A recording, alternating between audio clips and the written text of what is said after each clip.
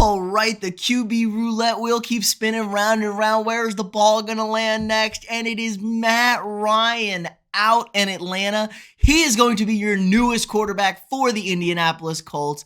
I'm going to break down everything going on with the story as well as give you my 2 cents on the whole situation. But if you could first, like this video, subscribe to the channel, hit that notification bell so you get these daily update videos, share this video with your friends. It really helps the channel out a lot. We are growing like crazy.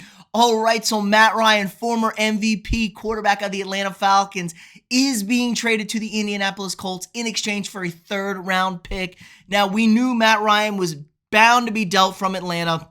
All the Deshaun Watson trade rumors that finally was settled on Friday with Deshaun Watson landing in Cleveland. I know, out of left field after they'd said Cleveland was done. So Falcons had to make a move on Matt Ryan here. He was doing massive guaranteed money at the end of the day today, so they had to get that contract taken care of, get him moved out of Atlanta. And the Indianapolis Colts obviously are quarterback suitors.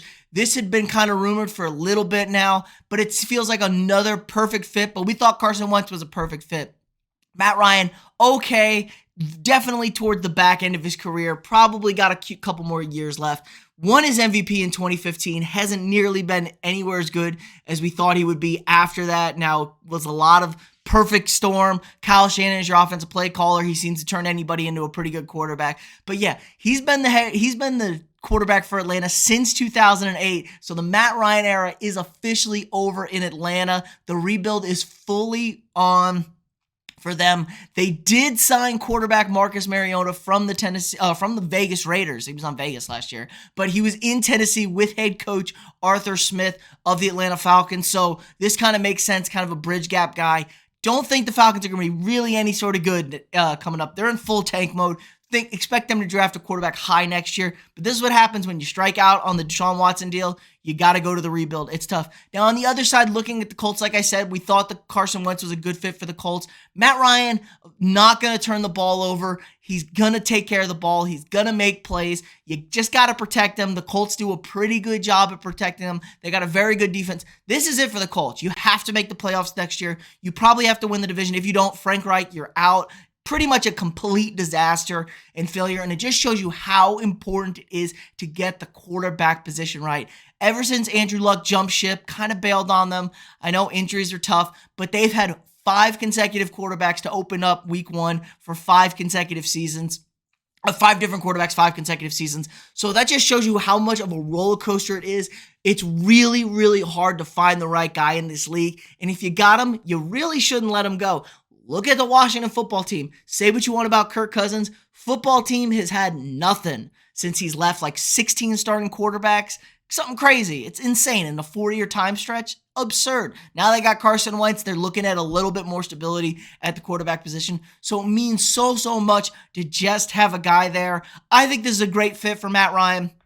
He's going to be able to win them some games. Like I said, the pressure is on in Indianapolis.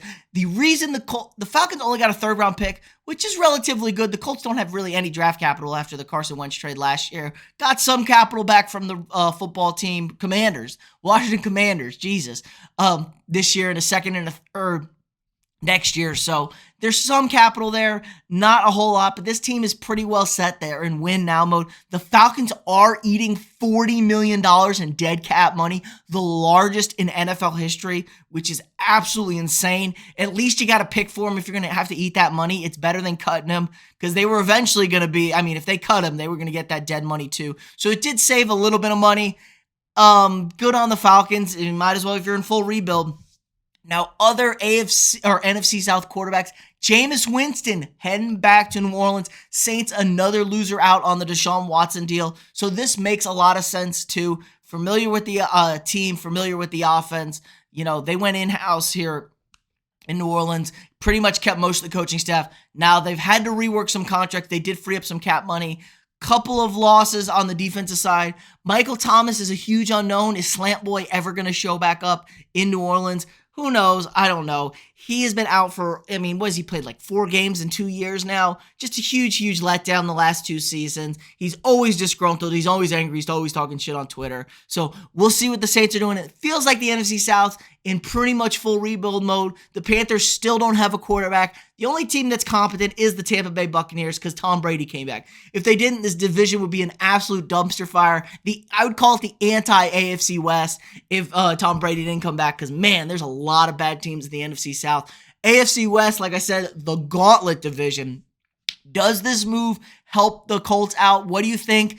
Are they primed to win this division? You know, Ryan Tannehill's still the quarterback in Tennessee. Houston's in full rebuild.